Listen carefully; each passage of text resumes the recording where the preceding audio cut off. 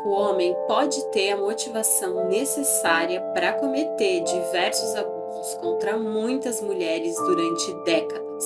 Esse comportamento todos nós já vimos inúmeras vezes. Mas o que sempre me intriga é que esse homem nunca está sozinho.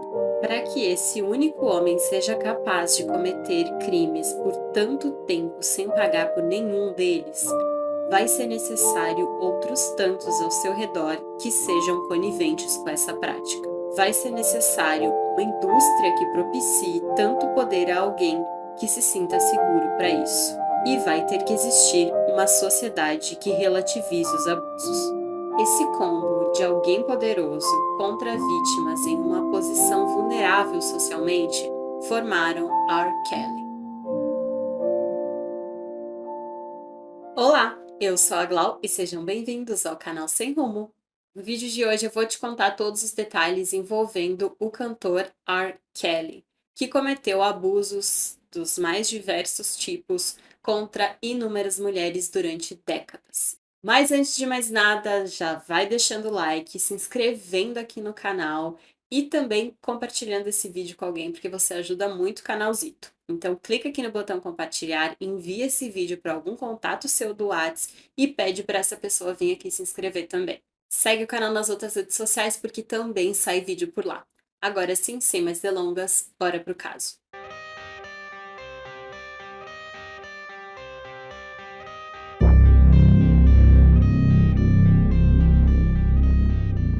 Robert Sylvester Kelly nasceu em 1967 em Chicago, nos Estados Unidos. Ele começou sua carreira ainda criança cantando no coral da igreja e ali descobriu seu talento para música. Seguiu os estudos na área da música e já, na fase adulta, se tornou apenas R. Kelly, um cantor e compositor que dedicou a sua carreira ao R&B. Ele foi tão bem-sucedido dentro desse estilo que nos Estados Unidos, especialmente, ele era chamado do rei do R&B, pela sua capacidade de se reinventar ao longo das décadas e também de reinventar o próprio estilo em si. O maior sucesso do R. Kelly é aquela música I Believe I Can Fly, I Believe I Can Fly. Eu até me lancei como cantora aqui, que foi realmente o maior sucesso ali da carreira dele, todo mundo conhece essa música, mas ele teve outros grandes sucessos, especialmente nos Estados Unidos, e até tema de Hollywood as músicas dele chegaram a ser, enfim, um sucesso absoluto ali na área. Mas, além de ser cantor de R&B especialmente, o R. Kelly também atacava como produtor. Ele produzia grandes nomes da música, em parceria com ele muitas vezes, em outros momentos não. Mas, além de produzir esses grandes nomes da música, nomes já consagrados, ele também topava produzir novos artistas. E quando a gente fala desses novos artistas especificamente, ele tinha um padrão muito parecido de artistas que ele selecionava para serem produzidos por ele. Em sua grande maioria eram meninas jovenzitas, e quando eu falo jovenzitas é adolescentes mesmo, menores de idade, e em geral meninas negras de pele clara. Para quem estava ali ao redor de tudo isso que estava acontecendo, inicialmente esse interesse até poderia parecer única e exclusivamente profissional. Mas conforme os acontecimentos iam se seguindo ao longo da história, todo mundo foi percebendo que tinha muito mais coisas estranhas nesse interesse do R. Kelly por meninas tão jovens. A primeira pessoa que escancarou esse padrão de comportamento do R. Kelly se envolvendo com meninas jovens foi a cantora Aaliyah. Aaliyah Dana Hilton nasceu em 1979 e ela conheceu o R. Kelly quando ela tinha apenas 12 anos. O seu primeiro álbum de estúdio foi produzido pelo R. Kelly naquele padrão lá que eu contei para vocês antes. E, gente, é bizarro. O nome do álbum é Age and Nothing But a Number, que significaria idade é apenas um número. E na faixa principal dela, conta uma história de uma menina super jovem que se envolveria com um homem bem mais velho.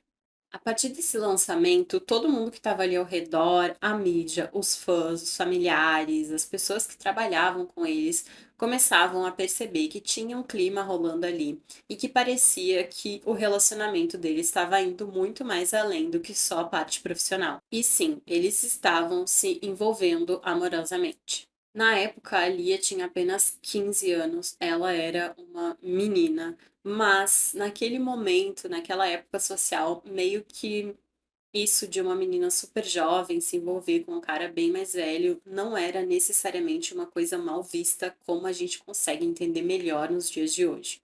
Então a mídia meio que fazia uma pressão ali, shippava os dois, ficava perguntando se eles eram namorados ou não, isso tudo com a maior naturalidade, como se não houvesse problema nenhum nisso. Eles vinham vindo trazendo o relacionamento que eles de fato tinham de maneira escondida da mídia, até que isso acabou explodindo no dia 31 de agosto de 1994, quando eles se casaram. Na época, a Lia tinha 15 anos e o R. Kelly já tinha 27. Quando foram fazer uma verificação de como que esse casamento conseguiu ser consumado mesmo a Lia sendo menor de idade, foi encontrado um pedido de licença em que constava que a Lia tinha 18 anos de idade, que era uma mentira. O empresário do R. Kelly daquela época conta que, naquele momento, ele subornou uma funcionária de um escritório de assistência social para forjar uma identidade falsa para a Lia. Aí ali constava na identidade falsa que ela tinha 18 anos e por isso ela conseguiu se casar com o R. Kelly de maneira legal. Pouco tempo depois, o casamento foi anulado e muito mais por pressão dos pais da Alia que queriam a anulação daquele casamento. O R. Kelly estava sendo totalmente contrário à anulação. E é lógico que isso tudo explodiu na mídia e todo mundo comentava sobre esse casamento aí da Lia com o R. Kelly, mas acabou que depois o casamento deles foi anulado mesmo. E aí pouco tempo depois, em 2001, a Alia, infelizmente bastante jovem, acabou falecendo.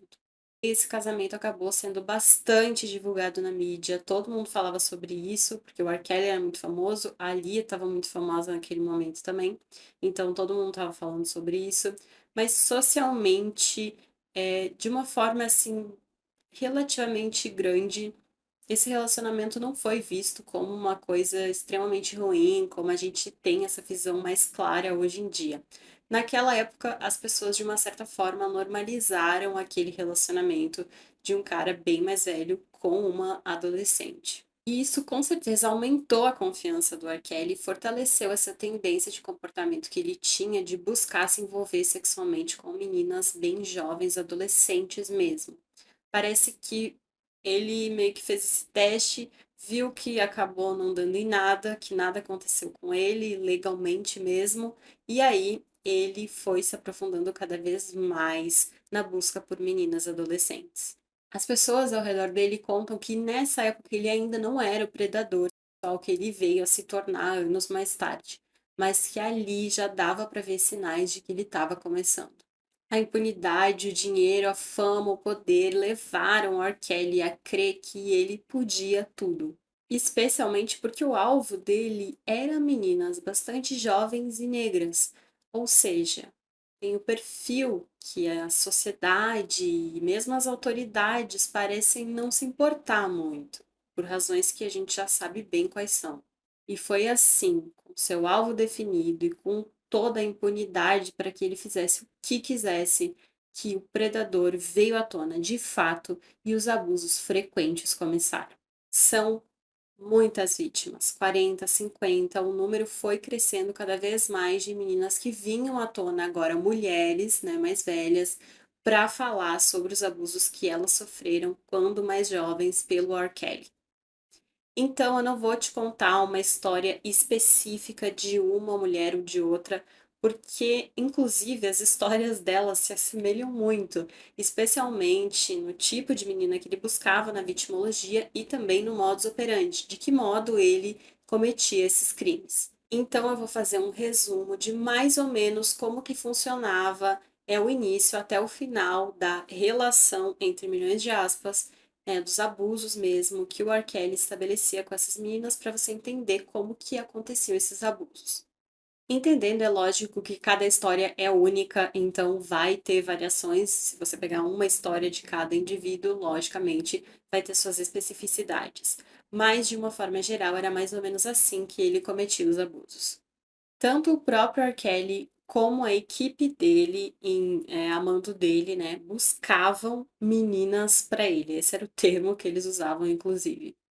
As meninas tinham que ter, em média, de 14 a 17 anos, ou seja, meninas adolescentes, e no geral iam ser meninas negras de pele clara. E a abordagem podia acontecer em diversos locais. Ele costumeiramente fazia passeios em shoppings para ele chamar a atenção, porque ele era muito famoso, então ele era parado por muitas fãs. E aí ali a equipe dele ia entrando em contato com aquelas meninas que queriam estar mais próximas dele. Mas ele, inclusive, várias pessoas da equipe dele relatam que em inúmeros momentos ele ia junto com a equipe na saída das escolas, gente. Olha o nível. E aí lá, tipo, ele novamente ia fazer o mesmo método, ele ia chamar atenção, porque ele é um cantor famoso, e as meninas que se aproximassem dele, ele ia tentar o contato maior com elas para levá-las para outros locais. Outra abordagem que também ele se aproveitava disso é aquilo que eu contei para vocês, que ele produzia jovens cantoras. E todo mundo viu como ele fez com a Lia, o sucesso que foi na carreira dela. Então, muitas meninas e pais também queriam que suas filhas fossem produzidas pelo R. Kelly. E aí eles mesmos iam atrás do R. Kelly para apresentar às suas filhas que tinham o sonho de ser cantora, e aí assim ele ia cooptando essas meninas para sofrerem os abusos, especialmente no âmbito sexual. E por último, uma coisa que as vítimas contam é que ele pedia para as próprias vítimas que já estavam algumas morando na casa dele e sendo abusadas por ele lá na casa dele. E ele pedia para essas meninas para elas ligarem para as amigas irem lá também. Então, era uma outra forma de aliciar mais meninas. Então, como eu ilustrei para vocês, em nenhuma dessas situações, ou melhor, em todas essas situações, as pessoas que se aproximavam dele estavam numa posição vulnerável, ou por serem meninas extremamente jovens, ou por estarem com um cantor que era extremamente poderoso, e também o que agravava era o sonho mesmo, ou ser fã dele, o sonho de estar perto dele, ou o sonho de ser uma cantora tão famosa quanto ele. Então ali também estava a carreira profissional dessas mulheres em jogo. Ele comumente chamava essas meninas para ir primeiramente no estúdio dele, então antes de convidá-las para ir para casa dele, ele chamava para ir para o estúdio e tal. E elas iam felizes, né, com aquele sonho, oportunidade de ser cantora e tal, imaginando que ia ter alguma coisa profissional ali. Mas em geral era ali que começavam os abusos e as manipulações. E aqui varia um pouco. Existem meninas onde ali ele foi um docinho e não fez nada, e aí depois ele foi manipulando, manipulando até conseguir mais coisas delas. E outras meninas contam que ali no estúdio mesmo elas já começaram a ser abusadas fisicamente, psicologicamente. Então tem algumas variações ali de história para história. Uma das meninas, inclusive, conta que ele perguntou a idade dela, ou seja, era uma coisa que ele talvez fizesse de fato questão, e ela falou a verdade, que ela tinha 17 anos, ou seja, ela era menor de idade, e que, segundo ela, ele não deu a menor importância para isso. Com as meninas, que eu imagino que ele quisesse manter por mais tempo na vida dele, o abuso sexual e físico não vinha de cara. Ele primeiro ia iniciar a manipulação. Então, ele fingia ser, assim, uma pessoa encantadora, super carinhosa, doce mesmo, conversava muito com as meninas. Elas, inclusive, contam que se sentiam confortáveis com ele e que, inclusive, se abriam e contavam de outros abusos que elas já tinham sofrido. E ele ia guardando essas informações ali que elas iam passando a respeito de coisas tão íntimas delas, se fazia de bonzinho, de salvador, falava que ia protegê-las, enfim, aquele blá blá blá de alguém extremamente manipulador. As vítimas contam que, inclusive, ele próprio se abria para elas, contava bastante dos abusos que ele, inclusive, tinha sofrido na infância, se mostrava bastante vulnerável para ir ganhando a confiança delas e não parecer o monstro que ele ia se mostrar um pouquinho mais para frente. Depois dessa fase ali no estúdio, ele levava as meninas para casa deles E lá ele continuava inicialmente com essa abordagem aí super tranquilo.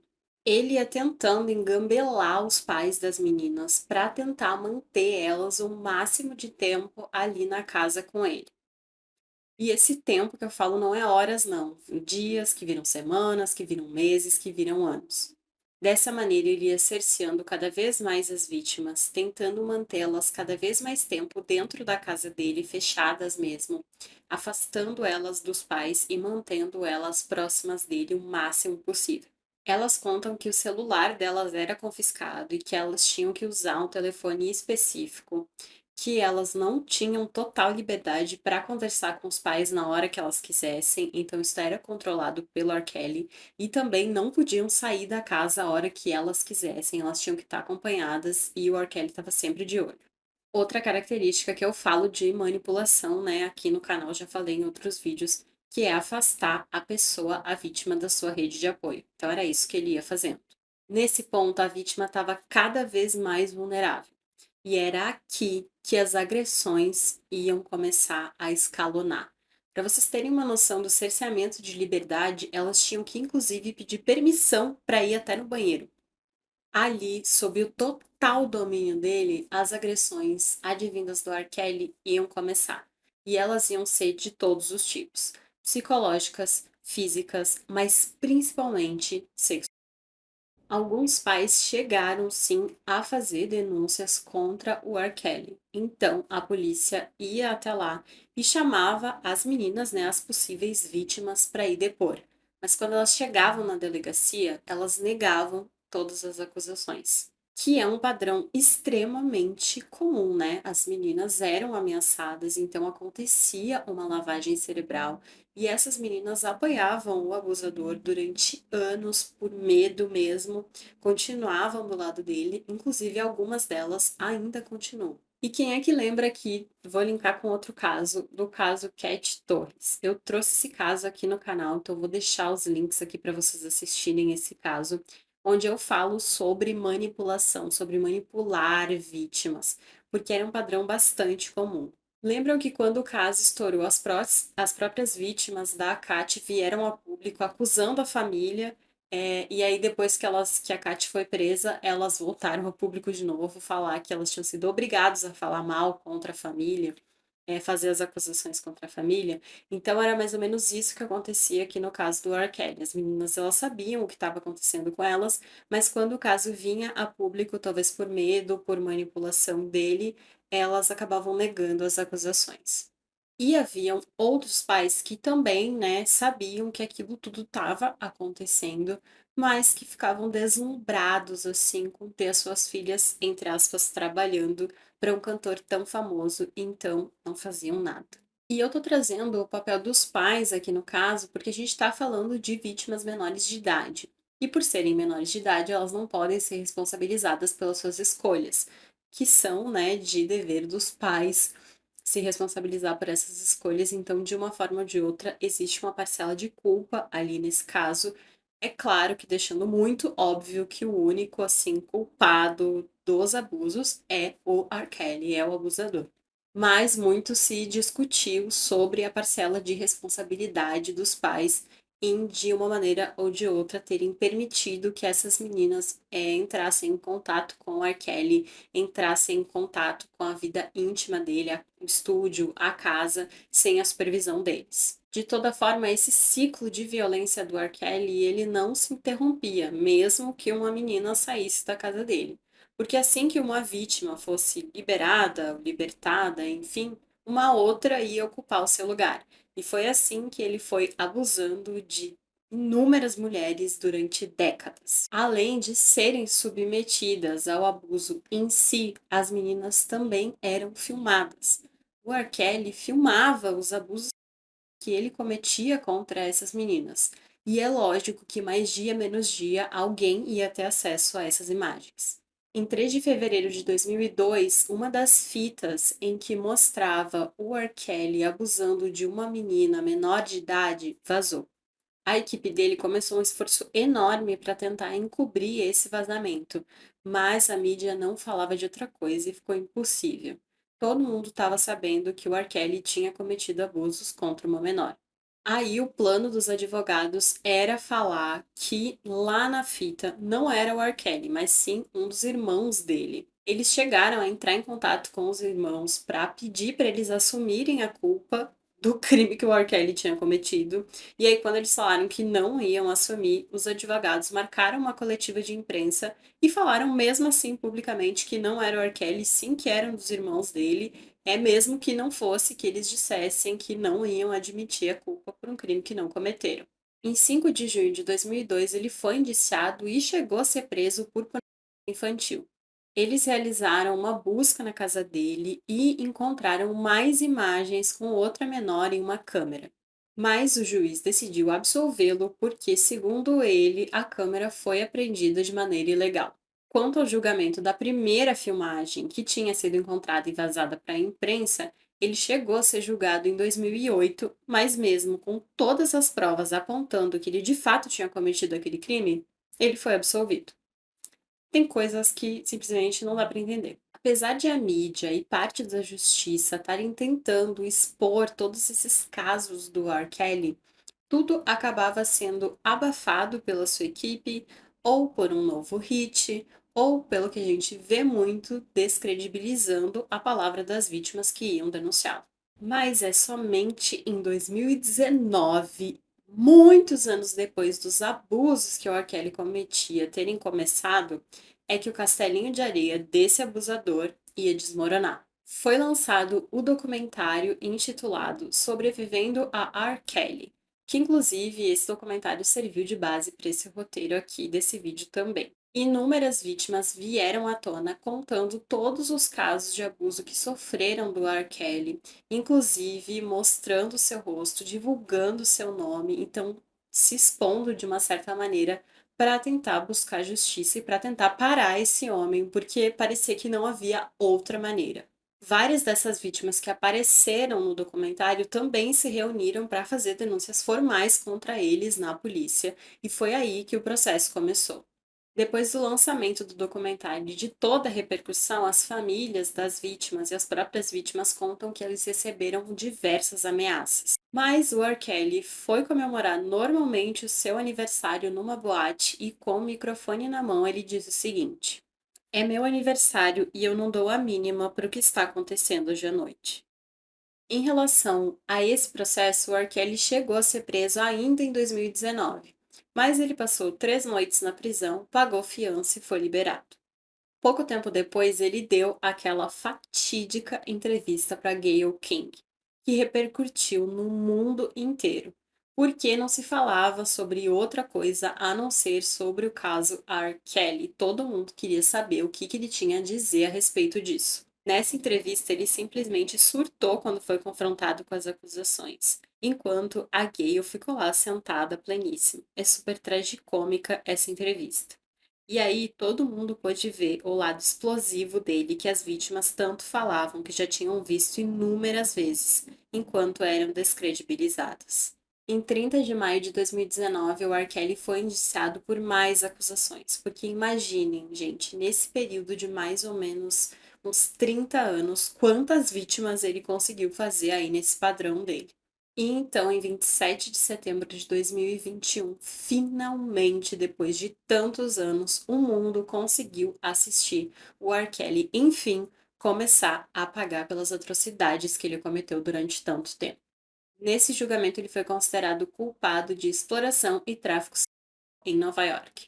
E em 2022, finalmente saiu a sentença: 30 anos por chefiar uma rede de exploração sexual contra meninas adolescentes. Mas ele ainda ia enfrentar outro julgamento de outros processos.